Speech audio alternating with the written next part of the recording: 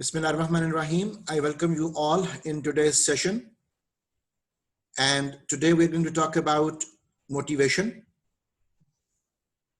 Up to last time, we discussed that motivation is basically talking about intensity, persistence, and direction. And intensity would mean how hard a person tries. Direction would mean towards a beneficial goal, and persistence would mean how long a person tries. So these were the three key elements related to motivation. And we discussed about these three elements in detail last time. Now we are moving one step ahead, and this time our discussion is related to the employee's concern, that what motivates employees. So in simplest sense, motivation involves three elements.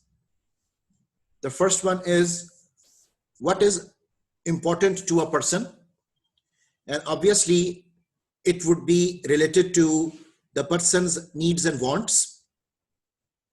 The second thing related to employees' motivation is offering it in exchange for something, कि ये एक give and take relationship होता है, जिसमें के the employee would be offering his or her services, his or her skills, competencies, or जिसके against there would be some compensation or there would be some benefits.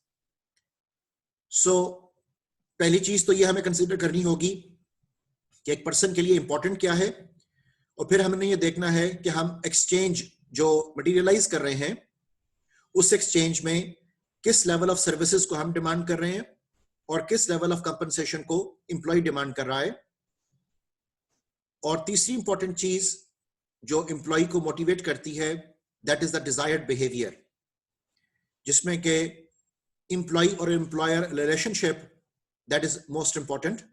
Colleagues के साथ relationship, customers के साथ relationship, और उसमें आपकी जो demonstration of attitudes and behaviours होगा, that is something which is important to a person, जो कि लोगों को मोटिवेट करता है. बिकॉज समटाइम्स अगर बहुत अच्छा पैकेज प्लान भी हो लेकिन वहां पर रिलेशनशिप्स अच्छे ना हो, ट्रस्ट ना कायम हो सके, तो उस सूरत में वो बहुत अच्छा पैकेज शायद थोड़ी ही अरसे के बाद कुछ खास मायने नहीं रखेगा. सो डिजायर्ड बिहेवियर जो है ये बहुत इंपॉर्टेंट एस्पेक्ट है, एम्प्लॉय पॉइंट ऑफ व्यू से भी और एम्प्लॉयर पॉइंट ऑफ व्यू से भी. अब हमारे पास कुछ मोटिवेशन थ्योरीज हैं जिनको हम तीन कैटेगरीज में डिवाइड कर सकते हैं.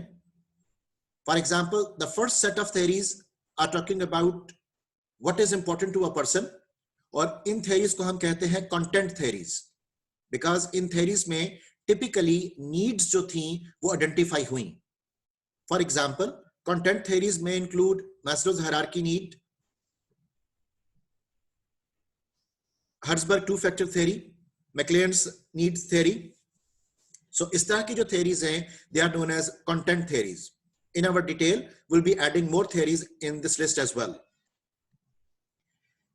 Then the second set of theories would be related to the nature of the exchange. And the nature of the exchange, which are known as the process theories, उसमें हमारे पास expectancy theory, equity theory, इस तरह के contents जो हैं वो आते हैं. And then the reinforcement theories, जिसमें कि desired behavior की हम बात करेंगे, वो employer perspective से भी और employee perspective से भी, तो उसमें हमारे पास goal setting theory, reinforcement theory, इस तरह के जो कॉन्सेप्ट्स हैं वो एडअप किए जाते हैं. सो डिफरेंट तरह की motivation theories, they try to address these three key questions, that what is important to a person, the nature of the exchange and the desired behaviour. So let's start with that what is important to a person, and the most important and famous theory is presented by Abraham Maslow. And Abraham Maslow came up with an idea of hierarchy of needs. And in that hierarchy, he identified 5 increasingly higher level needs. So the first level in that hierarchy is talking about physiological need, which may include food, water, shelter, etc. Then there is security need, which is talking about a safe environment, and we'll be very soon talking about what are its implications in the organizational facility. So the security would be talking about a safe environment, and security you need to save your sources of supply related to your physiological need. Okay, कि पहले level पर जो आपको रोटी कपड़ा मकान मिला तो कोई आपसे उस रोटी कपड़ा मकान को छीन ना ले. So that is the security you need to go for, and obviously life security भी उसमें शामिल है. उसके बाद हमारे पास social need आ रही हैं, जिसमें कि relationship with others की हम बात करेंगे. Then the fourth level need, which is rather more like a want in case of Maslow's hierarchy of need, and that is self-esteem, जिसमें कि a sense of personal worth one gets. And then there is self-actualization, becoming the desired self. One tries to become what he or she is capable of becoming. So that is the highest level of need according to Abraham Maslow, which is called self-actualization. अब ये typical सा model you have already gone through in couple of courses. अब हम इसकी implication को देखेंगे कि organizational facility में आपने इन तमाम needs को incorporate कैसे करना है. So before we talk about those examples, it is said, according to Abraham Maslow, that lower level needs must be satisfied before higher level needs can be addressed or become of interest to the individual. और ये भी एक बड़ा controversial aspect है, because this is not perhaps possible in every given condition. Every person might not be available with the appropriate level of physiological need, but that does not mean कि अगर उसकी physiological need पूरी नहीं हुई तो उसको self esteem भी feel नहीं होगी. इसके एक typical जो hypothesis quote किया जाता है वो ये है कि perhaps a homeless person would never have a self worth. A homeless person would never have a sense of personal worth. Okay, so this is not perhaps applicable in every given circumstances. There are a couple of instances when people might be suffering from calamities. The people might not be able to meet up their physiological needs according to the desire. हो सकता है कि वो गुर्बत में हो सकता है कि वो लोग अपना घर ना रखते हो, लेकिन इसका ये मतलब हरगिज़ नहीं हो सकता कि वो ना अपने आप को एक्चुअलाइज कर सकते हैं और ना अपनी सेल्फ एस्टीम रख सकते हैं. You might have heard about a concept known as bottom of the pyramid, right? जिसमें कि हम below poverty line के जो लोग हैं उनका जिक्र करते हैं. And mind you, in the world there are a lot of people जो कि below the poverty line जिंदा हैं, below the poverty line exist कर रहे हैं, below the poverty line उनका survival भी मुमकिन है, and along with that they have got a very high level of self-esteem as well. Okay तो अब ये नहीं कहा जा सकता इब्राहिम मैस्लो के इस मॉडल को देखकर कि जो बॉटम ऑफ द पिरामिड के लोग हैं वो सब के सब without self esteem, without self actualization, without having any social relation के एग्जिस्ट कर रहे होंगे. सो एक बेसिक मॉडल के तौर पर कि जिसमें हमें एक इंट्रोडक्टरी इंफॉर्मेशन मिलती है, यहां तक इब्राहिम मैस्लो का ये मॉडल और ये कॉन्सेप्ट हम मान सकते हैं. अब इन तमाम नीड्स की जो एप्लीकेशन साइड है related to the organisational facility, कि अब ऑर्गेनाइजेशन इस चीज को इंप्लीमेंट कैसे करे, उसको अब हम गो थ्रू कर रहे हैं. और यहां पर हम इस बात को भी मद्देनजर रख रहे हैं कि ये जरूरी नहीं होगा कि जब तक फर्स्ट लेवल नीड पूरी नहीं हो रही तब तक हायर लेवल नीड हम नहीं प्रोवाइड कर सकते या उसको नहीं फुलफिल कर सकते. अब उसकी इंप्लीकेशंस को देख लीजिए.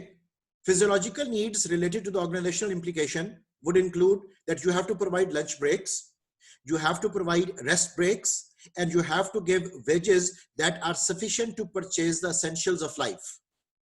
Okay, तो ये तो आपका पहला स्टेप हो गया जिसमें कि आप रोटी कपड़ा मकान की बात कर रहे हो. The second need related to the safety, organizational facility में जब हम इसको देखें तो provide a safe working environment जिसमें हैजर्ड्स ना हो, जिसमें लाइफ थ्रेट्स ना हो, जिसमें प्रॉपर्टी सेव हो. So freedom from threats and relative job security. अब जॉब सिक्योरिटी का होना भी एक बहुत इंपॉर्टेंट अमर है, related to the security need, related to the safety need, related to the motivation of the people. अब आप क्या ये समझोगे कि जिस शख्स को जॉब सिक्योरिटी अवेलेबल नहीं है वो सेल्फ एस्टीम भी नहीं रखता, तो ये चीज हमारे लिए शायद काबिल कबूल नहीं होगी।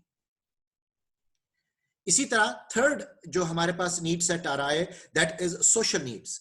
And related to the social need, organisational facility में we can create a feeling of acceptance, belonging and community by reinforcing team dynamics.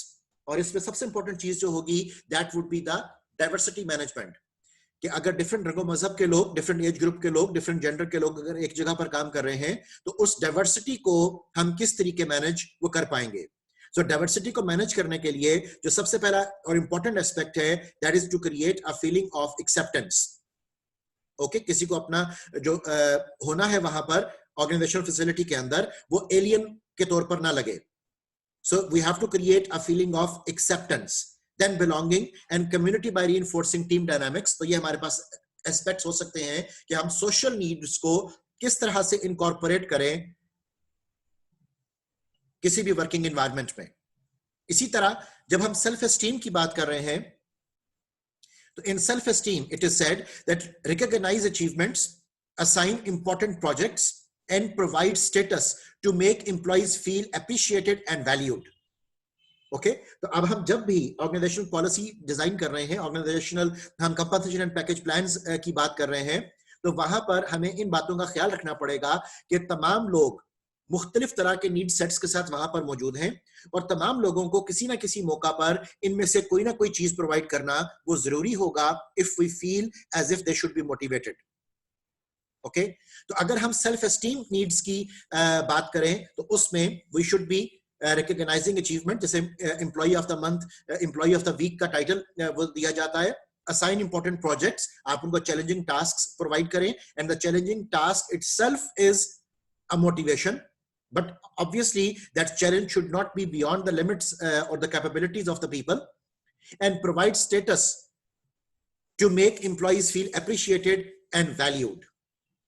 Okay, तो यहां से आप उनको जो सेल्फ एस्टीम का तस्वुर है वो मिल पाएगा। इसी तरह अगर हम सेल्फ एक्चुअलाइजेशन की नीड्स को कैटर करना चाहते हैं, तो उसके बारे में it is said that provide challenging and meaningful work which enables innovation, creativity and progress according to long term goals। Okay, तो अगर हम ये एनवायरनमेंट क्रिएट कर पाए, एक लर्निंग ऑर्गेनाइजेशन का कॉन्टेक्स्ट डेवलप कर पाए, तो वहां पर सेल्फ एक्चुअलाइजेशन को लेकर आना कोई बहुत मुश्किल काम वो नहीं होगा। सो याद रखिएगा कि अकॉर्डिंग टू इब्राहिम मैस्लो, अगर हम इसको सेट्स ऑफ नीड के तौर पर पिक करें rather than hierarchy of need, तो हमारे लिए शायद इसकी इंप्लीकेशन ज्यादा आसान हो जाएगी। और उस इंप्लीकेशन में अभी आपको बताया गया कि फिजियोलॉजिकल, सेफ्टी, सोशल एस्टीम और सेल्फ एक्चुअलाइजेशन के कॉन्टेक्स्ट में आप किस किस्म के एस्पेक्ट्स को क्रिएट कर सकते हो एक ऑर्गेनाइजेशनल फैसिलिटी के अंदर। इसी कॉन्टेक्स्ट को अब हम एक और अंदाज से देखते हैं कि आपका जो फिजियोलॉजिकल नीड का कॉन्सेप्ट है, उसमें डिस्क्रिप्शन में no doubt we talked about food, water and shelter, और उसके एग्जांपल्स ऑर्गेनाइजेशनल फैसिलिटी के हवाले से आपका basic pay level to buy items. Safety में that is job security, health insurance. Belongingness में interpersonal relations, parties, get togethers. आपका अगर हम नेक्स्ट एस्पेक्ट देखें जिसमें we are talking about esteem, तो उसमें प्रमोशंस एंड रिकॉग्निशन। और अगर हम बात करें एक्चुअलाइजेशन की, तो use abilities to the fullest, और ये हम कब करेंगे, जब हम उनको चैलेंजिंग टास्क देंगे और हम उनकी क्रिएटिविटी और इनोवेशन को वेलकम करेंगे। So Ibrahim Maslow although came up with a very good idea, लेकिन इसमें भी कुछ अभी कमी बाकी है मॉडल के अंदर, जिसको कि एड्रेस कर रहा है हर्जबर्ग, जिसको एड्रेस कर रहा है मैक्लिएंट। उन्होंने डिफरेंट अंदाज से नीड्स को एलैबोरेट किया, जो मॉडल्स अभी हम गो थ्रू करेंगे। यहां पर एक और चीज आपसे डिस्कस करना जरूरी है कि Ibrahim Maslow came up with another concept, और उसने कहा कि ये hierarchy of need is basically related to the west. Okay, और वेस्ट में हम चूंकि वेस्टर्न बुक्स मोस्टली पढ़ते हैं अपने सब्जेक्ट्स के कॉन्टेक्स्ट में, तो वहां पर हमें वेस्टर्न मॉडल ही नजर आता है जिसमें कि उसने फिजियोलॉजिकल सेफ्टी, बिलोंगिंग, प्रेस्टीज और सेल्फ एक्चुअलाइजेशन की बात की। बट ही सेड कि जब हम ईस्टर्न मॉडल में जाते हैं तो वहां पर hierarchy is little different. According to Ibrahim Maslow कि जो इंसान नुमा मखलूक एशिया में बसती है, no doubt they would be having physiological need, because physiological need तो एक जानवर की भी होती है। इसी तरह ये इंसान नुमा मखलूक जो एशिया में बसती है, no doubt they would be having a safety need, because एक जानवर को भी सेफ्टी नीड की जरूरत होती है। लेकिन the moment they are provided with the safety in Asia, it is said that rather than they should go for belongingness or social need, the Asian people they run after creating affiliations. ठीक है, वो राब्ते ढूंढने की कोशिश करते हैं। And the moment they are provided with any affiliation, the next step would be admiration rather than prestige. कि अब जब वो affiliated हो गए तो अब उनको तारीफ चाहिए। And once they are appreciated, once they are admired, तो rather than कि वो self actualization की तरफ जाएं, they suffer from status. ठीक है, so ये एक बड़ा biased model इब्राहिम मैस्लो ने प्रेजेंट किया। I highly object this model because ये आप specific नहीं कर सकते कि it is only limited to the Asian context. West में भी यही कुछ होता है। Okay, so rather than like showing your racist attitude, it is better कि हम इस बात को समझें कि the humans are humans and everywhere, either it is east or either it is west, the concept would remain the same. We can say that self-actualization can be replaced with status. We can say that prestige can be replaced with admiration. We can say the affiliation can be replaced with belonging. और ये आपका person to person variation इसमें prevail करेगी और उस person को आप limit नहीं कर सकते हो to east or to the west. When you talk about affiliation, तो affiliation का मतलब होता है कि आप अपनी जात के relationships की बजाय आप दूसरों से अपनी recognition को मनवाने की कोशिश करते हो, that you are affiliated with, अब आगे आप कोई भी उसमें एक्सप्रेशन यूज कर सकते हो, with a person, with a class, with a society, with an organization, with anything. तो वो आपकी डेफिनेशन नहीं होती, आप एक्चुअली उस एफिलिएटेड इंस्टीट्यूशन जिसके साथ आप एफिलिएशन कर रहे हो उसके गुडविल को अपने साथ एसोसिएट करके अपनी डेफिनेशन बनाने की कोशिश वो करते हो। ठीक है, बिल्कुल उसी तरह जिस तरह हम कोई इदारा देखते हैं जिसके बारे में कहा जाता है कि that institution is affiliated institution. अब वो किसी और बड़े इदारे के साथ एफिलिएटेड है, इसका मतलब क्या होगा कि उस छोटे इदारे की अपनी कोई शनाख्त, अपनी कोई इंडिविजुअलिटी, अपना कोई मुकाम, अपना कोई रिकॉग्निशन वो नहीं है, जबकि वो किसी बड़े इदारे की जो एस्टैब्लिश्ड गुडविल है उसको अपने साथ एसोसिएट करके अपनी डेफिनेशन बनाने की कोशिश वो कर रहे हैं। ओके, बेशुमार हमारे पास एग्जांपल्स हैं जिसमें कि आपके यूरोपियन यूनियन के दौरान इट वाज क्वाइट एविडेंट कि वहां पर किस कदर एफिलिएशन और एडमायरेशन और स्टेटस के इश्यूज जो थे वो यूके की तरफ से सामने आए। सो likewise you talk about any society, you talk about any president of America, the same model which is applicable in Asia is applicable to them. Okay, so but anyhow, being researchers and being students, we should be knowing कि Ibrahim Maslow का जो model हम हमेशा से पढ़ते आए हैं, that was the Western model, and he came up with another idea which was linked with the Asian perspective, with which I have got certain reservations and lot of objections. So another person who came up with similar description is Alderfer, and Alderfer came up with an idea of ERG theory. ERG is more like the 5 needs as discussed by Maslow. E stands for existence, R stands for relatedness, and G stands for growth. He said that the first level of need is existence, in which you might be looking for food, water, clothing, and shelter. And obviously, if we take the example of its organizational implication to adequate pay for necessities, that is the same point जिसको हम physiological need में भी discuss कर चुके हैं. He said that once the existence is ensured, तो उसके बाद जो need हमारे पास आ रही है, that is relatedness, जिसको Ibrahim Maslow like social need का नाम वो दे रहा था, और existence के अंदर आपकी जो security का वाला part है वो भी cover कर रहा है एल्डरफर. So existence के बाद जो रिलेटेडनेस का कॉन्सेप्ट डेवलप करेगा, इसमें you are looking for interpersonal relations and feelings, and its example can be good relations, accurate feedback. तो ये आपका कॉन्सेप्ट होगा रिलेटेडनेस का. And once the relatedness is there, to the next level of highest level of need, जिसको उसने कहा, that is growth, जिसमें के actualization, esteem, इस तरह के तमाम perspectives जो हैं वो इकट्ठे समाप्त वो हो जाएंगे. And in the growth context, उसकी description जैसे self development है, creative work है, ये हमारे पास उसका descriptive aspect है. और अगर हम उसके examples की बात करें तो you should be providing an environment in which people are able to continually improve their skills. ठीक है, जब हम उनकी कंपिटेंसीज और प्रोफिशिएंसीज के ऊपर फोकस करना शुरू करें, जब हम एक लर्निंग एनवायरनमेंट वो क्रिएट करें. So Alderfer he came up with the ERG model, और एल्डरफर का कहना यह था कि after lower level need satisfied, people seeks higher needs. ठीक है, सो सेम कॉन्सेप्ट जो कि इब्राहिम मैस्लो ने भी दिया, लेकिन इसमें जो डिफरेंस क्रिएट हो रहा था वो ये था, he said when unable to satisfy higher needs, कि अगर फर्ज करें कि आप डेवलप ना कर पाए, आप एग्जिस्टेंस से रिलेटेडनेस में ना पहुंच पाए, या आप रिलेटेडनेस से ग्रोथ में ना पहुंच पाए, तो एल्डरफर कहता है कि lower needs motivation is raised.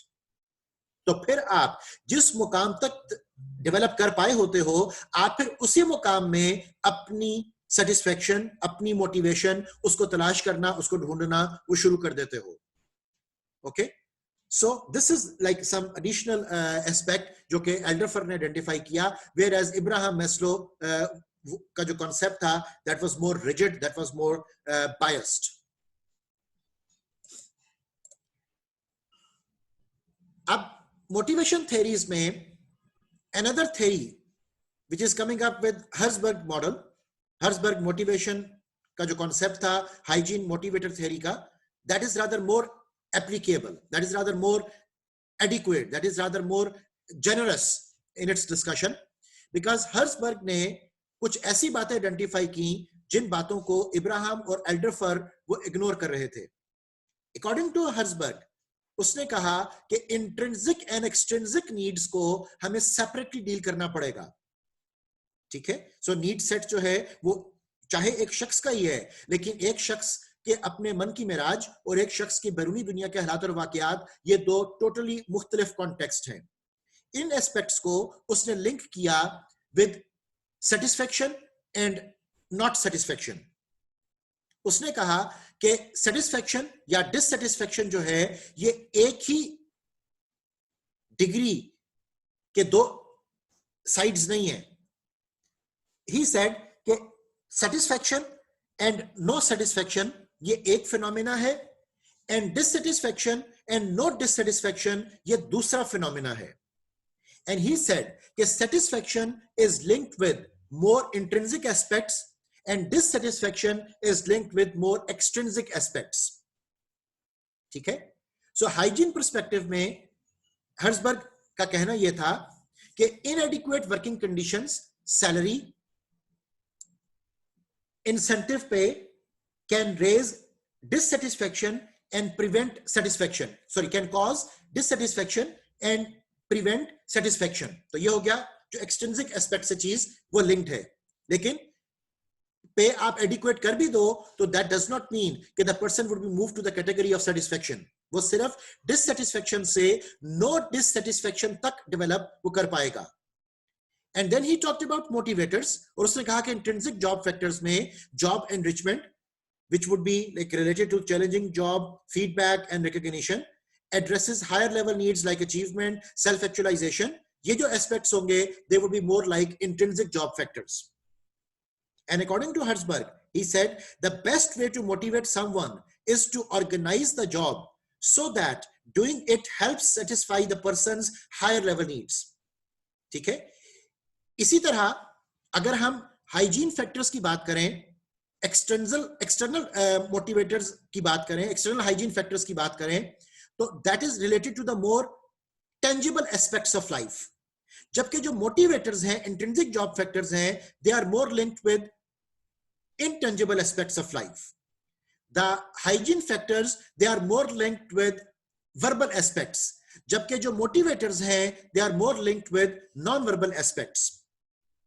इस बात को समझाने के लिए एक बहुत इंटरेस्टिंग सी story I always love to tell in description of Herzberg two factor model, और वो स्टोरी कुछ इस तरह से है कि once there was a king, right, and he was very powerful king, a big kingdom was under him, big army, lots of resources and fortune, ठीक है।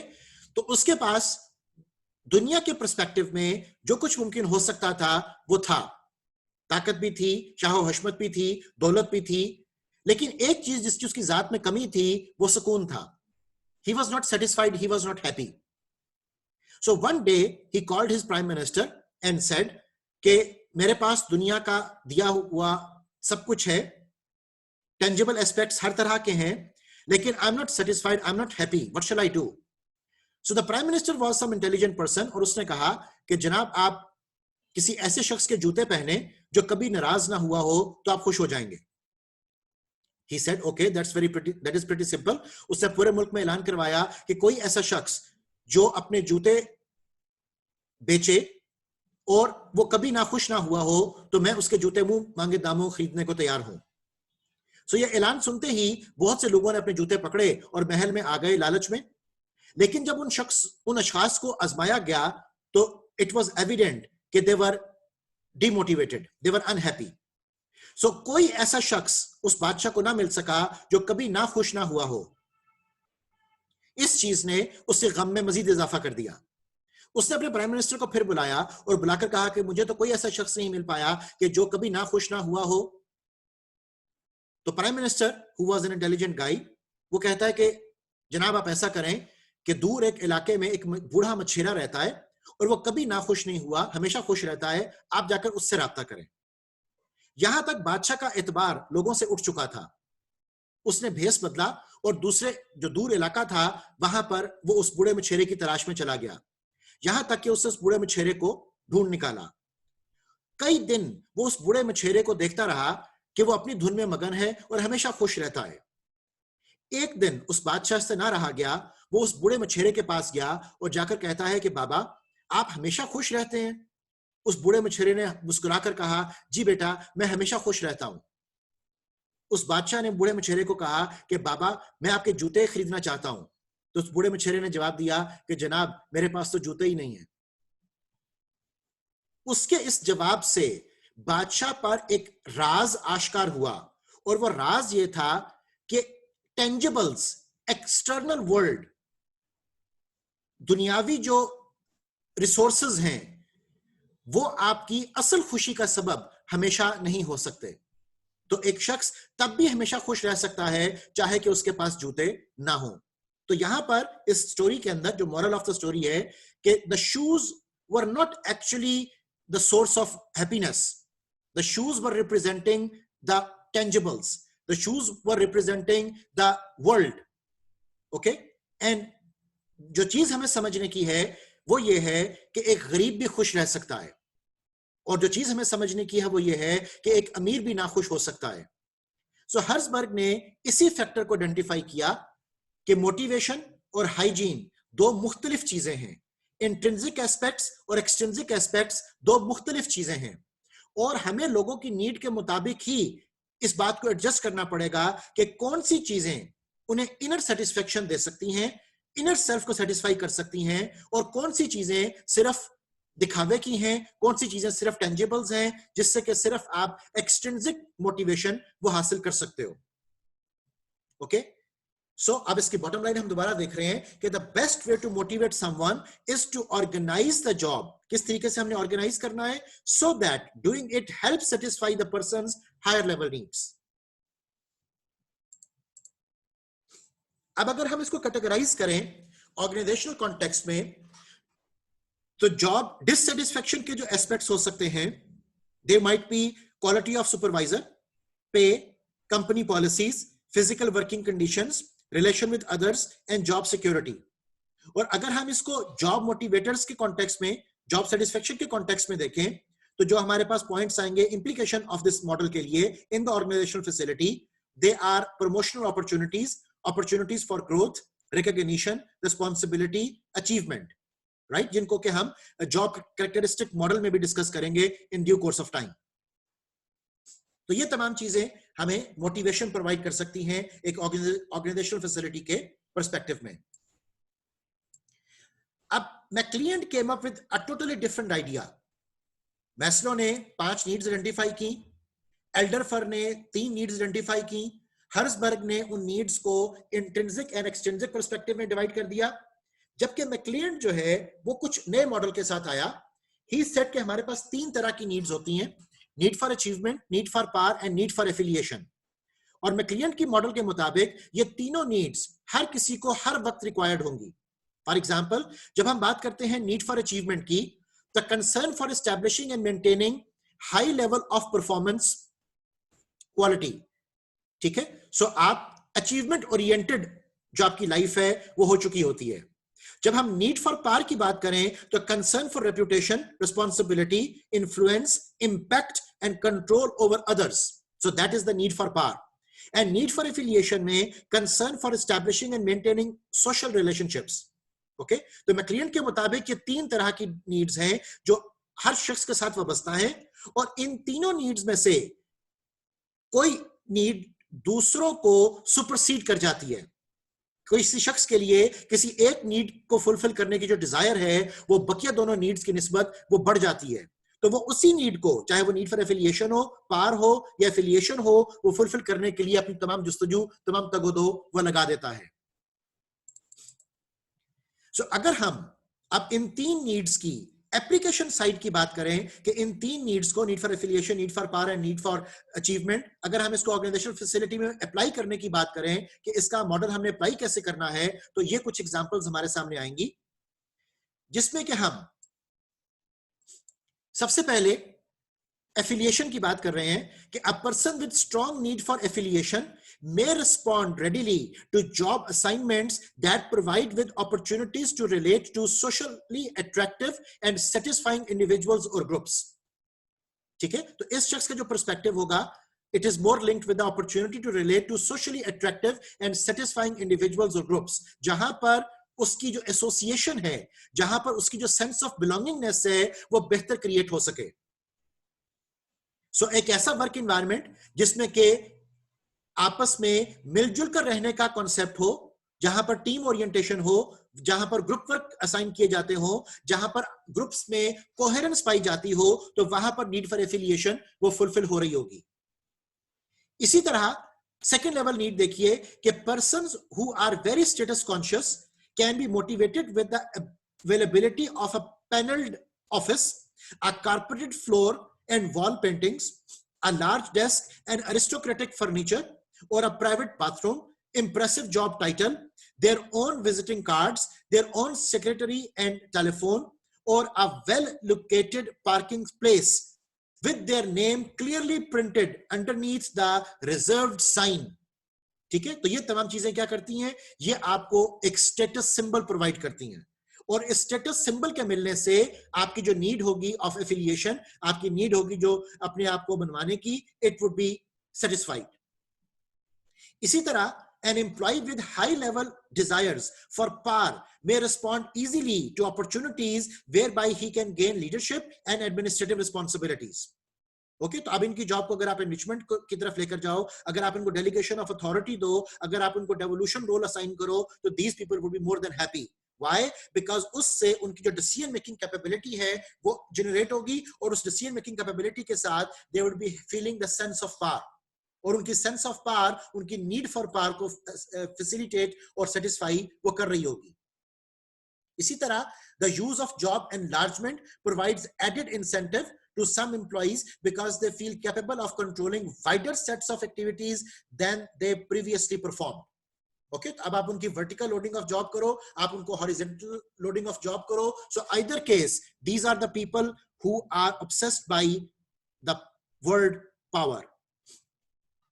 Fourth implication इसकी देखिए, it is said that persons interested in enhancing their reputations and receiving recognition in the eyes of others may respond to verbal praise or to publicized awards. ठीक है, जिसमें के उनकी recognition हो, जिसमें के उनको अपना फेमस होना नजर आ रहा हो, जिसमें कि उनको इस बात की तस्कीन पहुंचे कि people are talking about them, they are being recognized, they are being appreciated, they are employ of the month. ठीक है, तो इस तरह हम इन थ्योरीज की एप्लीकेशन साइड को वो गो थ्रू करते हैं कि किस किस तरीके से मैस्लो, एल्डरफर, हर्जबर्ग, मैक्लियंट, इनके मॉडल्स को हम ऑर्गेनाइजेशनल फैसिलिटी में इनकॉर्पोरेट कर सकते हैं। यहां पर हमारा फर्स्ट जूम सेशन टाइम खत्म हो रहा है, काइंडली सेकंड जूम सेशन में ज्वाइन कीजिए। जज़ाकल्लाह फॉर ज्वाइनिंग दिस टाइम।